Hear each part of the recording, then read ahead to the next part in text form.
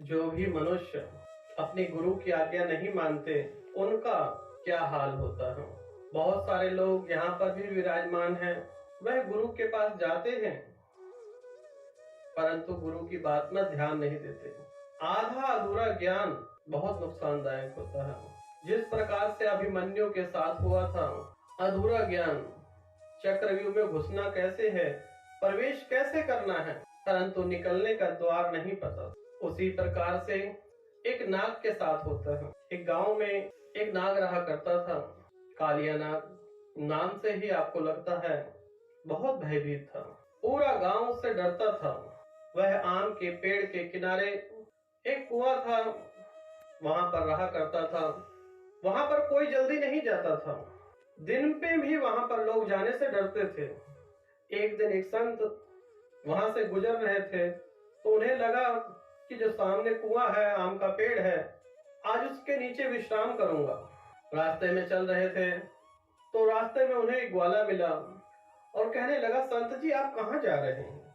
संत जी कहने लगे, वह जो सामने आम का पेड़ है, मैं सोच रहा हूँ उसके नीचे थोड़ी देर विश्राम कर लो।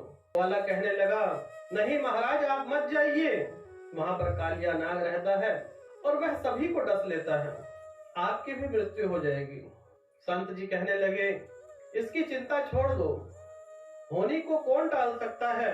अगर प्रभु ने मेरी मृत्यु उस पेड़ के नीचे रखी है तो तुम भी नहीं रोक सकते। परमात्मा तो जो लिखा है, विधि का विधान है, वह तो होके रहेगा। मैं जा रहा हूँ। चरवाहा कहने लगा, कोई बात नहीं। अब संत जी आम के पेड़ के नीचे विश्राम करने लगे। तत्पश्चात थोड़ी देर बाद सूंघते हुए कालिया नाग आया और नाग का काम ही डसना है। धीरे धीरे नाग संत के पास आया। संत जी घबराए नहीं। संत और कालिया नाग दोनों आंखों में आंखें डालकर आगे बढ़ रहे हैं। अब नाग को लगा कि सभी भयभीत होते हैं परंतु संत भयभीत क्यों नहीं हो रहा। नाग समझ चुका था कि यह दिव्य पुरुष है, यह मेरे लिए कुछ न कुछ कल्याण करेंगे ही करेंगे।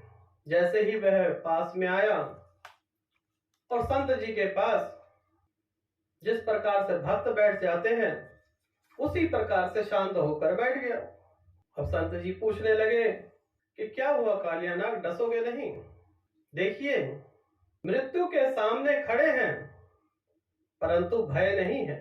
अब नागराज कहने लगे, महाराज मैं डसना तो नहीं चाहता किसी को, परंतु अगर मैं डसना छोड़ दूंगा तो यह दुनिया वाले मुझे जीने नहीं देंगे। संत ने उनका लेखा जोखा निकाला तो देखा कई जन्मों से वह नाग की योनि में ही है। अब नागराज को बताया कि कई जन्मों से पूरा खानदान तुम्हारा कई पीढ़ी से नाग की योनि में ही।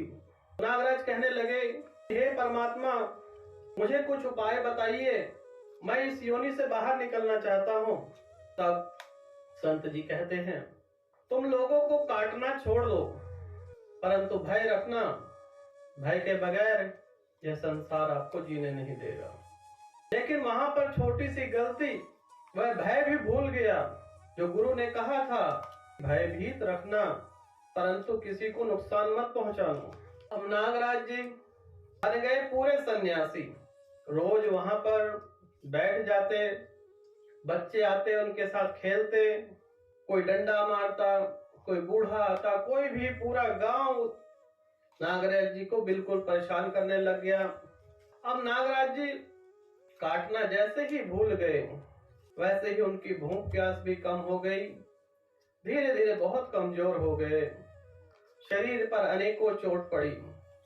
जो सत्य की राह पर चलता है उसे पत्थर खाने ही पड़ते हैं। महात्मा बुद्ध के साथ भी यही हुआ था परंतु गलती कहाँ हुई, नागराज जी ने अपने गुरु की बात सही ढंग से नहीं सुनी। 1 महीने पश्चात फिर से गुरु का आगमन हुआ। वह आए और उसी आम के पेड़ के नीचे जाकर बैठे और ठंडी हवा लेने लगे। कालिया नाग जी का आगमन हुआ, वार्तालाप हुई। गुरु ने देखा कि यह बिल्कुल कमजोर हो गए हैं, इतने चोट के निशान हैं। तो गुरु कहने लगे कि नागराज जी ये क्या कर लिया तुमने? तो नागराज जी कहने लगे कि प्रभु आपने कहा था कि लोगों को काटना छोड़ दो। तब गुरु कहते हैं, मैंने ये भी कहा था कि भयभीत करना मत छोड़ना, नुकसान मत पहुंचाना, परंतु अपना जो तुम्हारा कार्य है वह करते रहना। अगर नाग नहीं काटेगा तो सभी उसके साथ ऐसा ही करेंगे। और जो लोग गुरु की बात नहीं मानते, आधी अधूरा ज्ञान प्राप्त करते हैं, उन लोगों के साथ भी ऐसा ही होता है जिस प्रकार से कालिया नाग के साथ हुआ। अन्यथा गुरु ने कहा था कि तुमने भय बनाकर रखना है, नाग अगर काटना छोड़ दे तो नाग किस काम का। उसी प्रकार से जैसे मनुष्य अपने संसार में जीना है तो एक अपना पहचान बनाना बहुत जरूरी है। अपनी पहचान के साथ जिएंगे तो संपूर्ण जीवन आपको किसी चीज की कमी नहीं होगी। यह संसार आपको पूजेगा। आज अब देखेंगे कि धनवान व्यक्ति किसी भी जाति प्रजाति या धर्म से हो, कोई ये नहीं पूछता कि किस धर्म से हो, किस जाति से हो। आपको रोजगार चाहिए, कोई दान दक्षिणा चाहिए, कुछ भी चाहिए, क्योंकि जब ज्ञान प्राप्त हो जाता है तो धन अपने आप आ जाता है। और जब धन आता है तो इज्जत मान सम्मान सब कुछ प्राप्त होता है। परंतु जो गुरु की आज्ञा नहीं मानते उनका बेड़ा गर्क होता ही होता है, जिस प्रकार से कालिया नाग का हुआ।